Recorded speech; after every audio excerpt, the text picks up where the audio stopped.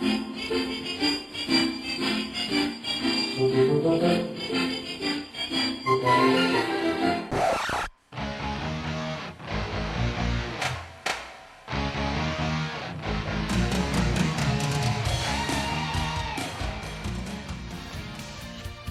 to Real Estate Real World, where we talk to the movers, shakers, and leaders that are getting it done right now in the real estate industry and beyond.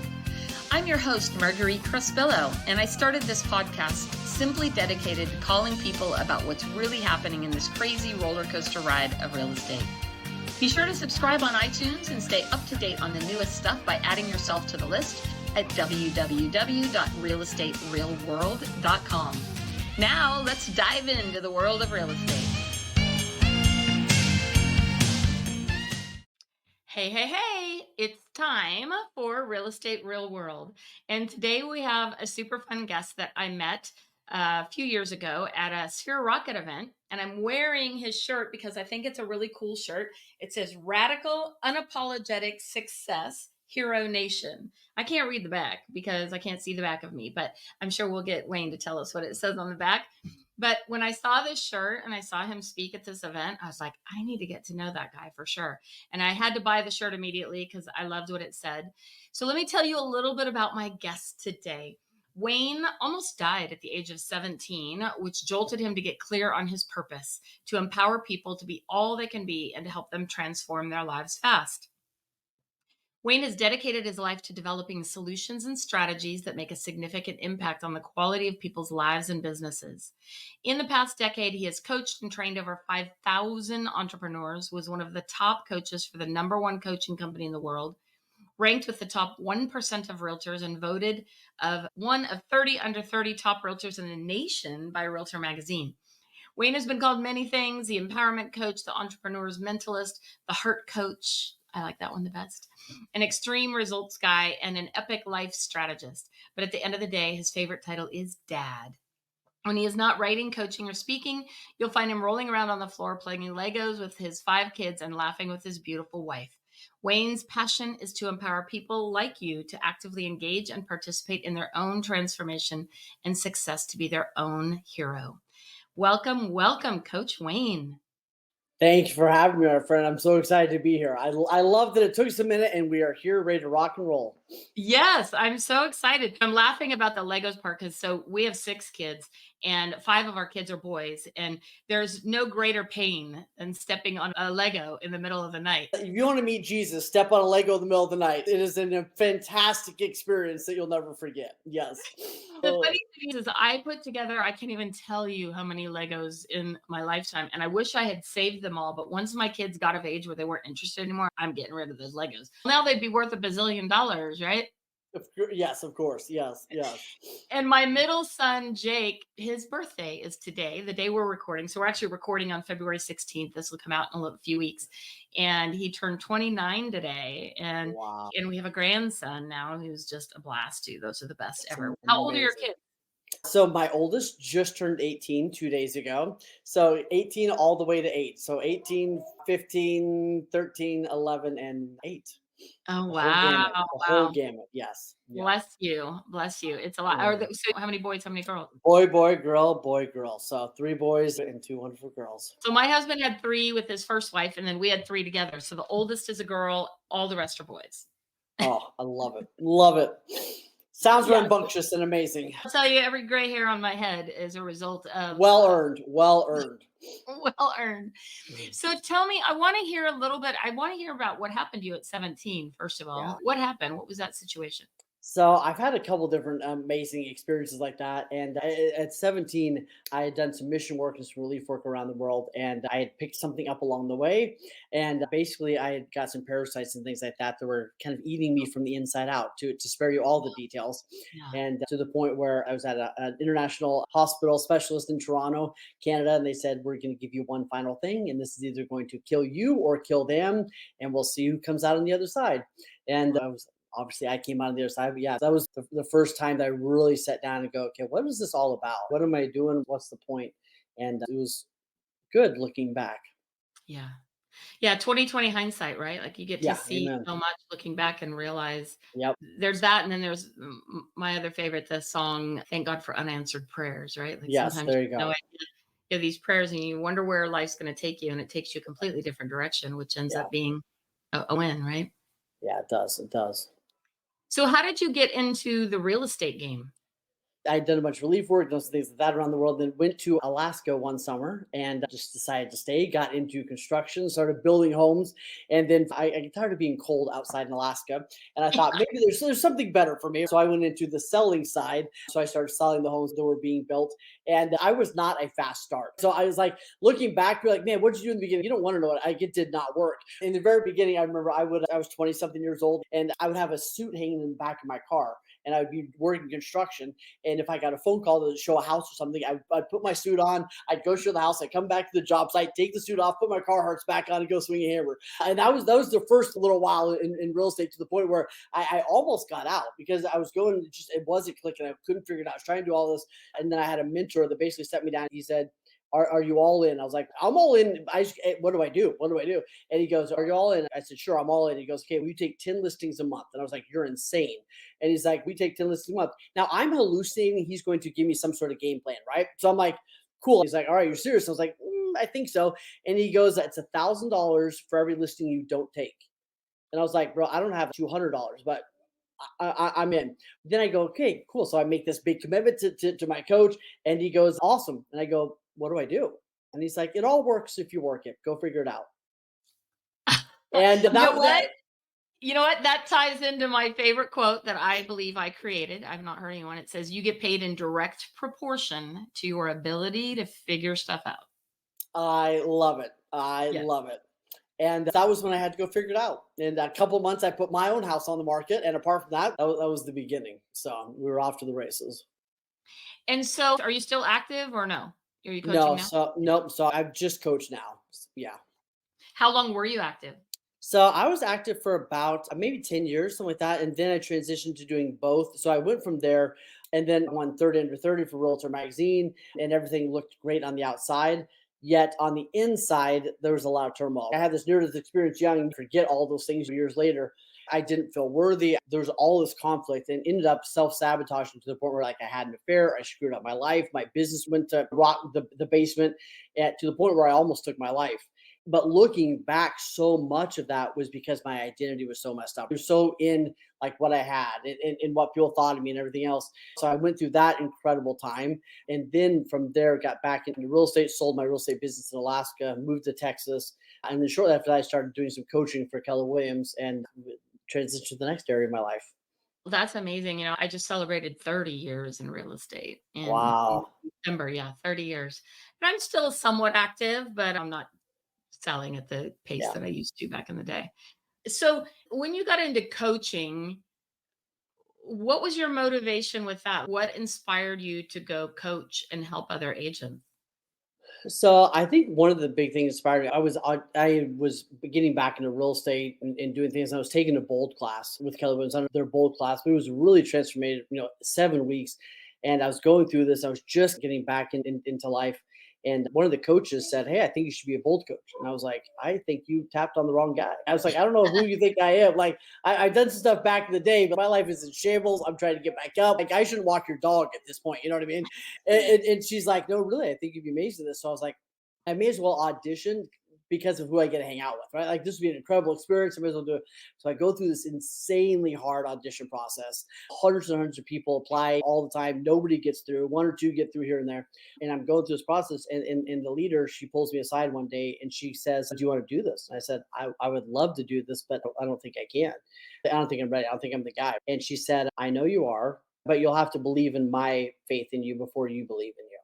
And it was such a huge moment where she saw in me what I didn't see in me at that time. And it led me on to realizing that I was going to pay forward what so many people had poured into me, and led to what I do every day now. But that's been that was a beautiful piece of that journey. It's interesting to me how that it's so common in a lot of ways, how Yeah. others can Yep. really see more in you than you can see yourself. Yep. I don't quite understand why that is, But it just seems like we get so caught up in what we're not instead of Yeah, what we are. yeah. I'm not sure I understand that. What do you think is the biggest thing that holds people back? I think it's a lot of what you just said. I think people, I'll give you this illustration. I think it summarizes how I see it. I think there's a guy, the sculptor that sculpted the statue of David, which is this beautiful sculpture. And someone asked him one day, they go, "How did you make such a beautiful sculpture?" And his response was, "I just removed everything that wasn't David." And Yeah. I think in a lot of ways, like that's our journey. Like we pick up all this garbage along the way, right? I'm not good at this. I'm not a morning person. I'm not whatever. I'm shy. Whatever this. Like we pick up all these things along the way that aren't really who we are, but we've put them on and begin to identify with them along the way. And I think so often, this just as well as anybody, so much of coaching is helping people get back to who they really are and get rid of some of that stuff that they picked up along the way. And I think it's true that a lot of times we're living in response to an outdated version of ourselves. Yeah. And what really changed my life was when I figured out what ticked me off in the world and what I want to do about it. What ticked me off is probably similar to somewhat ticks you off, right? Is people that don't see their greatness. So I feel like my calling is to help people really see their greatness, but then give them the tools and the skills and equip them to tap into that. And so that's the problem I love solving in the world. So you now have your own coaching company, Yep. correct? You don't Yeah. coach for Yep. Keller Williams anymore. You're Correct. what's the name of your coaching company? Hero Yeah, Nation Coaching. Yep. I love that. I wanted you to say it. I knew what it was, but I Yes. love How did you come up with that name? So it came from one of my rock bottom moments. You know what I mean? If you want the deep story, I was on the I floor do. getting ready to take my life. And I was laying on the floor of this vacant building late at night in Alaska. And I'd made all my plans. I'm ready to go. And I'm laying there. And what hits me, call it the universe, I call it God, was this moment where it became so clear to me. It was like somebody said, "You either have, nobody's coming. You either have to be the hero that you've been waiting for, or you check out." And it was that moment. I've got to be my own hero. I've got to step up. I've got to step up for me. In a way, it wasn't that people didn't love me or care about me. It's just nobody could have helped me in that moment except for me. I had to make the decision to try one more day. I had to make the decision to get back up. And it led to that thing of be your own hero, which is you've got to take responsibility for your life. You've got to be the hero. People will help and support everything else, but you got to do it. And by each of us becoming our own hero, will inspire other people to do the same. And it's very similar to the being in an airplane, putting your mask on first. And that's the whole philosophy. You see so many people that are trying to help other people, but they're not taking care of themselves the way they need to. And Hero Nations, we want a band of heroes. We want people that have incredibly radical, amazing lives that are impacting in the world in a positive way. I love that. I love that. Another thing that I say frequently is that I'm in charge of my own economy, right? Like Yeah, it's me. yeah, I'm yeah, responsible for my own economy. yeah. No one is going to come in and no princes on a white horse or hit the lotto or any of Nobody's that. coming. No, Yeah, no one's coming. Like I keep waiting, going, I'm here. Come on. Do you see me? yeah, But it's not there. And over this last year, we've seen some significant changes yeah, in the market, right? We've seen a lot of different things happening in the yeah. market with interest rates and inventory and all the other gobbledygook. What has been your advice over this last 6 months or last year? Like, what are you seeing agents struggle with the most, and what are you doing to help? What are you doing to help them and coach them? I think there's a couple things that are really important right now. One is like this probably won't be the easiest year of your life or your business. You know what I mean? And what got you here won't get you where you want to go. Yet underneath all that, like you didn't come this far to just come this far. So it's like it's helping them recognize what do you want the story to be. And for so many of them, and here's one of the biggest things I see is messing a lot of people up. There's a couple things that I really see, but one is there's so many people that are stuck in either resistance or resentment. And I think that's the first thing, right? Like they're resisting the market. They're resenting that they have to make more calls than they used to. They're resisting getting better at those kitchen table conversations, right? They're resenting interest rates, whatever it is. So they're stuck in this resistance and resentment. And it's causing them to really stall out. And then the second group is the ones that are, you see a lot of people that are, and one of my favorite questions is, what are you pretending not to know? And there's a lot of people right now that are pretending to be confused, or I just don't know what to do. I just don't know. And it's like, you might, right? Like you do though. It's You like know, talk right. to more people. Like whatever, right? So there's so much like resistance and then like confusion, and it's not easy. And Yeah. yet there's big opportunity, but it's helping them realize that you've got to go back to the simple stuff. And I think there's this big illusion. We hear people say, get back to the basics, get back. That doesn't mean they're easy. No. Like basic training is not easy. It's not simple and easy training, right? It's fundamental, but it's not easy. Let's get back to the basics. Does it, when you hear it said that it's like it implies that it's easy, it's not, right? But it's get back to conversations. Talk to 100 people a week, right? Get out there, get better at your scripts and dialogues, get better at blog. So I think it's so much of that right now. But you got to get out of resistance, get out of confusion, and lean into what it's going to take right now. And what I think is so important too is energy creates energy, right? We've been through the last 3 or 4 years have not been the easiest. No, Starting with COVID, no. it changed the dynamic of how we do things, and a lot more conversations started becoming on Zoom and all this stuff. We're very connected but disconnected, if that makes sense. That's such a good way to say it because you're right, like we're so connected and nobody knows what's each other at all. Like it's so weird. It is weird. It's such a weird dynamic. Yeah. And so I recently actually moved my office into I moved into a big office with Brent Gove and all of them. And at first I was like, I'm fine at home. I like working from home. But I was like, you know what? I need to get my butt out of bed and get up and out of the house, forces me to put my makeup on, do my hair, get dressed, get out of my Yep. pajamas, Yep. and go be around people. And so I was there yesterday for about an hour. And just in that hour, I had probably 6 amazing conversations Yeah. in an hour Yeah. by just Yeah. getting up and getting out. Yeah. And I feel like I said, we've been so connected, but so disconnected that we need to have more of those connections, but they Hmm. have to be in person with humans, like where you Yes. can see them and talk to them and Yeah. feel the energy. Because Zoom So is great, true. but there's something different about the energy of the room, Yeah. right? Like Yeah. one of my favorite sayings too is be responsible for the energy that you bring into a room. That's literally, I'm going to send you a picture. The mat at my front door is take responsibility for the energy you bring in this space. I swear, it's amazing. I'm going to Ah, send you a you picture. got to send me pictures for sure. 100%. Yes, I so agree. Because when you do that, when you take a deep breath and you go in with this different energy and this different mindset and Yeah. it's different, you show up differently. And to me, that is the basics. You talked a couple minutes ago about getting back to basics. People are like, what's the basics? Make more phone calls. Yes and no. It is make more phone calls, but it's also get your butt out of the house. Yeah, it's interesting to say because you're probably seeing the same thing. A lot of my clients are doing really well with like doing more events, and like one of my clients is doing a game night once a month, Yeah. right? Like another client's doing like a whiskey tasting once, but they're facilitating not 8 hour events and not crazy expensive, but these smaller 20 people, 50 people, whatever it is. Like Brad Allen's doing a karma keg once a month, right? They buy a keg and everybody donates to the charity and they all have a drink, right? Whatever. But like they're facilitating those. Let's get together, give a hug, say hi, high five, whatever. And it's so critical. And I think it would be interesting to see your take. I feel like our market has gone so more relational. It was transitional for a couple of years, and it's really swung to relational. And if you're not taking care of your database, talking to people, and actually giving a rip, you're missing out.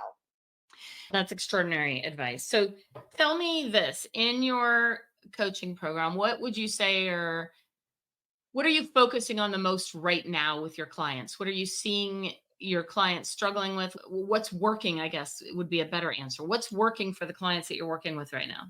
Yeah. A lot of them it's diving way into their database, which they've been doing, but stay consistent with that. Is taking better care of like their service providers. Some of them are doing like a monthly workshop for their service providers, teach them how to run their companies, how to create income, whatever.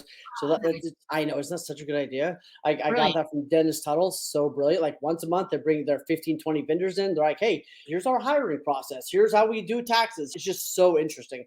But that's great. And then I think for a lot of them, it's first off, it's the mind game. Like it's going to be tough. Doesn't mean you need to work more hours, but we got to get better. We got to get better at some of the stuff. We're looking at mindset, skill set, and tool set. Where's the mindset? What's the tools you need? And then you know how to use the tools. And a lot of that is better at the tough conversations, right? People are going, I'm waiting for the prices to come down. It's like, cool, here's what that's going to look like if you do, right? So way better at that. And I think that a lot of it's like they're doing the deep work. They're making the calls. They're getting back out there with the hand to hand.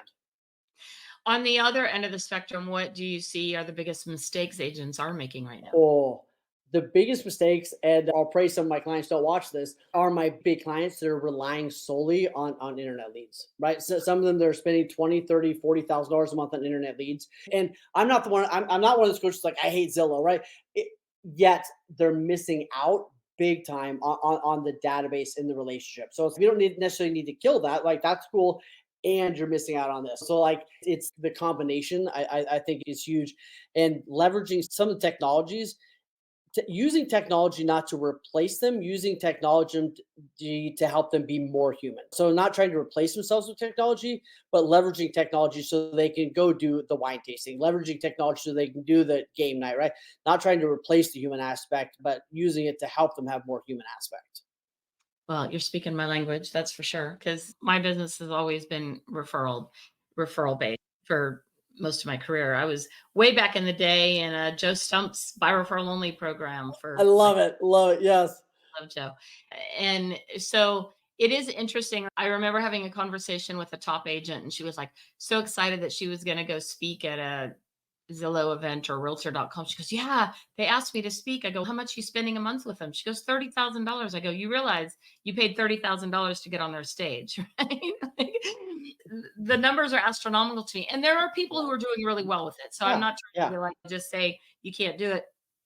But if you're really looking at your business like a business and you understand the Yeah. return on your investment, what I know for my career and my years Yeah. of being in the business, the conversion rate on internet leads are 100 to 1 at Yeah. best. Yeah. Yeah. When your It database can be brutal. is 3 to 1. So Yeah. A why would hundred you not, percent. instead of spending $1,000 on Zillow, why would you not spend Yeah. $1,000 on a whiskey and cigar night or A a, hundred you know, percent. like we had a gal come into my house. This was one of my events because I luckily I got to remodel my house a couple years ago and I have my dream kitchen now. Oh, I So love we it. hired this gal to come in and do charcuterie and chocolate. So we had 40 people here and we had these all everyone got to make charcuterie boards and we got to make these like chocolate truffles. It was like the best night ever. And we got referrals out of it that night. And it cost us I think $800. Brilliant. Amazing. Amazing. Yeah. And people spend that on a mailer in 2 seconds that goes into the ether. And and it's like with you, we both believe in balance. And until you're nailing this, why are we trying that? Until you've taken care of diabetes, until you're nailing this, why are we trying to run after the 20 to 1 kind of stuff? It's amazing. It's pretty insane. So what are your predictions for the next year or 2? Where do you think things are gonna go and what should we Oh. focus on? I think AI is changing the game for a lot of people. The people that are leaning into it to help them be more human, I think is great. Helping them with reminders and content, and all that stuff is wonderful. I think that videos and things like that are going to get simpler again. So I think we went from normal TikTok to like crazy wild stuff shooting all over the place. I think it's going to go back to real authentic conversations. I think we're going to have to do more of that. I think everyone's watching to do there. I think we're going to have a little bit of a bump up in the real estate market here in the next several months. We're seeing that some places, and then we'll see what happens later on in this year. Interest rates aren't going to come down, right? They're going to keep going up or stay up there, whatever it is. I don't think we're going to see any major shifts. And I believe that the people that run to their clients, so they run to their sellers, they run to their buyers, and they're great at tough conversations, are the ones that are going to win. The ones that are not running to their clients and having phenomenally deep, caring, care and candor conversations. If you're not able to do, if you don't go get that skill set right now, you're going to get kicked in the teeth.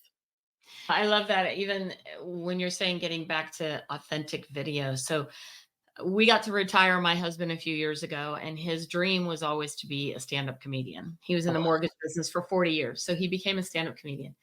And on top of that, he has Parkinson's. So it's been a little bit challenging for him to figure stuff out. So the other night we were at dinner for Valentine's Day and he started saying something. I just started recording him. I said, I'm going to put this on TikTok. This is your first TikTok about Parkinson's jokes. He goes, no, no, no.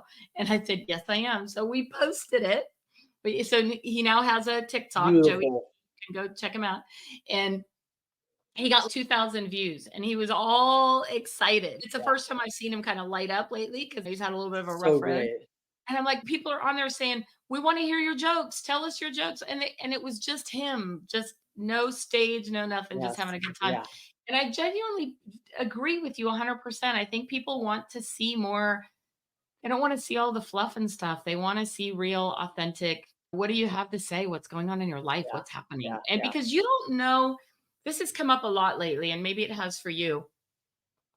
You have no idea who or when or how you're going to inspire somebody Yeah. to make a change, or what you're saying you think is nothing And somebody Yeah. else says, that is exactly what I needed to hear today. Yeah. That Yeah. got me to get up off the floor, or that got me to, and maybe it's not always that impactful, Yeah. but I don't think you realize until you are older and later in life when Yeah. people come back to you and tell you that thing you did, that thing you said, that Yeah. thing that you helped them with, how that changed or impacted their life. You don't Yeah.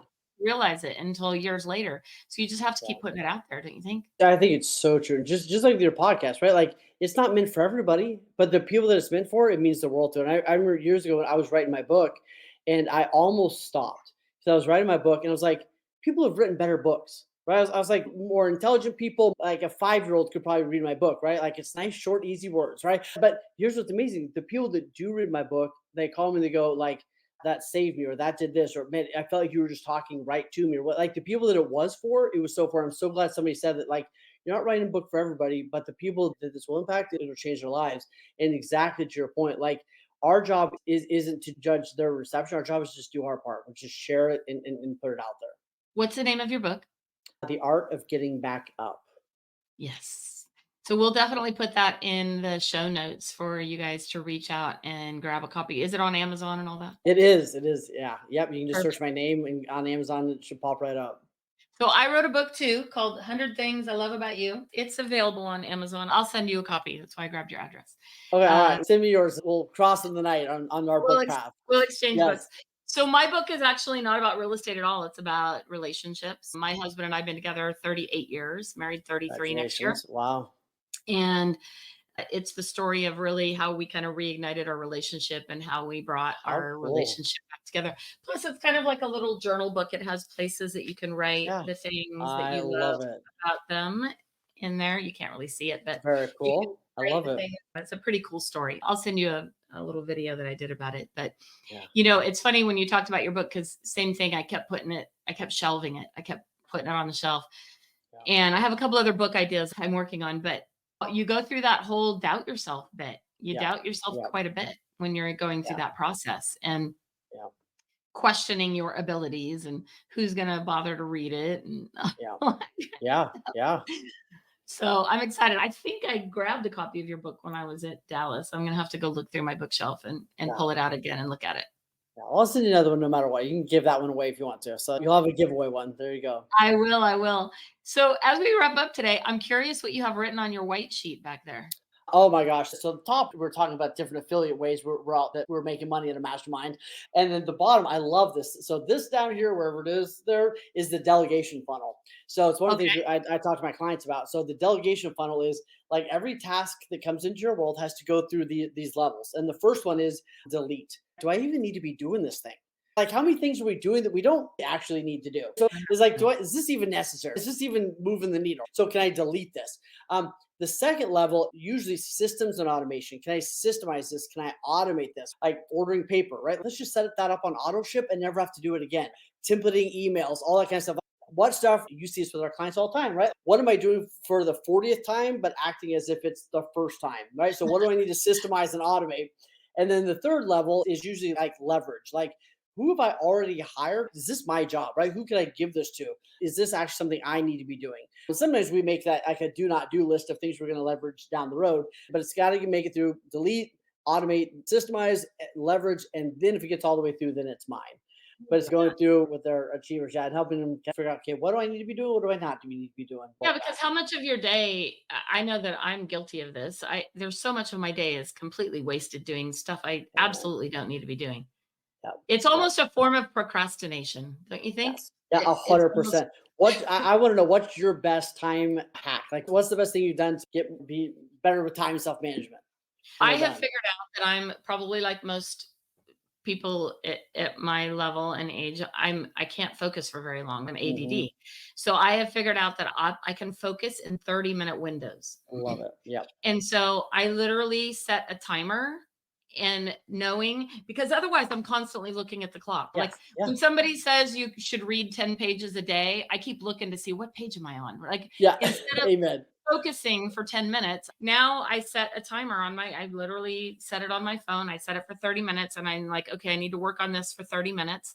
And then when that bell goes off, I take a Yep. break Maybe I have to go get a drink of water, hit the restroom, grab a snack, Yep. something, and then bring myself back. But I I know that if love it. somebody says, I need you to focus for 2 hours, not going to happen. Mm-mm. No, that's You beautiful. I even love see that. it, probably you'll notice this at events because you speak at a lot of events too.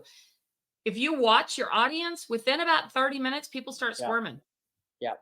Yep. And maybe 45 minutes, but 30 to 45 minutes, people start squirming. And it just seems like it's a little bit human nature. So that to me is my greatest time hack. And It's I awesome. also try to put things into categories in my calendar. If it's not in my Hmm. calendar, it's not going to happen, A first off. hundred Period. percent. Yes. It's not going to Yep. happen. And so if it doesn't make it to my calendar, forget it. I'm not showing up. But if it's in my calendar and I have it there, so I started actually putting those blocks of time into my Love calendar it. too. Okay, I Yeah. need to record this video. I need to do this. I Yep. need to do that. And having virtual assistants is a game saver for me because he reminds me all the time, hey, you're supposed to be doing this. Hey, get to go do that. Take care of this. Absolutely. Absolutely. Yes. I agree with that 100%. I would be lost without them. So what is your number one time hack? One of the biggest things that's helped me a lot is not having, and it may be oversimplistic, but like not having a to-do list. So now I break it into three categories. I have my could, my should, and my must. And I only allow myself to put a handful of things on the must column. So here's everything I could do, which is like a manuscript. It looks like I'm trying to start another book. Like here's good list. Here's the shoulds, and that's smaller. And then the must. And the must, like these are two or three things that we get those done today. Like it was a win. And make sure that time block for those. That could, should, must, and getting away from like a running to-do list was huge for me. The second thing that's really good for me is not having homework. So if I have a 30-minute meeting, I make sure that's actually a 25-minute meeting and I've got 5 minutes to do whatever I needed to do after that before I go to the next one. So I don't get to the end of the day with this big list of homework. So things like that have been huge. I love that. You know what that reminded me of? Completely off topic. Years ago, there was someone who said, when you're asking a man, you have to be careful the words you choose, whether you say, could you do this or would you do this? Because if you say, could you do this, it implies that they might not be capable. Yeah, there you go. Yes, yes. Those tough, sensitive shells. Yes, yes. Amen. Amen. Oh, I Would love it. implies that are you willing to do it? Could means are you capable? There So you go. There you go. the meaning of words cracks me up sometimes, and Oh, and yes, it and does. how it's taken, right? How it's Yeah, received. absolutely. And again, Absolutely. with 5 boys and my husband, I'm surrounded by men, so I have to Yes. be careful of the Yes. words I choose to motivate them. Absolutely. Yeah. That's probably a whole nother book. There you go. That's Yes. Yes. that's a whole different book. So, Yep. Yep. well, Wayne, this has been like one of the funnest conversations I've had in a while. So, thank you so much for Thank joining us you. today. It's really been a pleasure, and I'm excited that where are you speaking at now? What do you got going on? We got a couple things. We're going up to Portland, Washington. We're doing a big KFA event up there with Ryan Serhan and a bunch of other amazing people. And then we've got Wow. a big EXP regional event that I'm keynoting in Kansas in a couple months. And we got lots of good things going on. Oh, you're So going to be yeah, at the great things. Kansas one. Shoot, I'm Yeah. speaking at the one in North Carolina in April. Oh, very cool. At Very the cool. regional. Yep. So, yeah, Yep. I'm excited Nice. about that That's one. awesome. Robin Mann, I did a podcast with Robin Mann a Oh, few weeks ago. nice. She's awesome. And she's like, "You have to come out to North Carolina." I was like, "Okay, okay." So, Oh, so good. I know. I wish I could make it to all. They're so good. So we need good. to get you out here to Sacramento. I'm gonna talk to Brent. I'm gonna say, "Get him out here. Absolutely. Get out Let's here do for it. this Yes, event." for sure. I'd Yes. love to have you out here. So, Yeah. well, thank you again for being Thank here you. today. It's been a true pleasure having you on the show. We'll definitely have information about your coaching program and your books and everything in our show notes. And I look forward to seeing you live and in person, hopefully soon this year. Right back at you. Thank you, my friend. Thank you for having me. Absolutely. Thank you, everybody, for joining us on Real Estate Real World, where we get to talk to all the cool people, and especially the ones that are the movers and the shakers in the industry right now. Be sure to share us on all your social media channels, and please give us a 5-star review. It helps us rank up there in the rankings. Thank you, everybody, for joining us today. Go out and make it an amazing day. Thank you for joining us today on Real Estate Real World, where we talk with masters and leaders in the real estate industry and beyond on how we can raise the bar in our industry. Please subscribe over on iTunes, and while you're there, be sure to give us a review. Your reviews encourage us and help others to find our podcast for show notes and hot topics on what's going on right now in our real estate industry. Also, hop on over to www.realestaterealworld.com and add your name to our email to get early advance notice of upcoming podcasts. Thanks again for listening, and go out there and be a part of the elite masterclass and raising the bar on the real estate industry.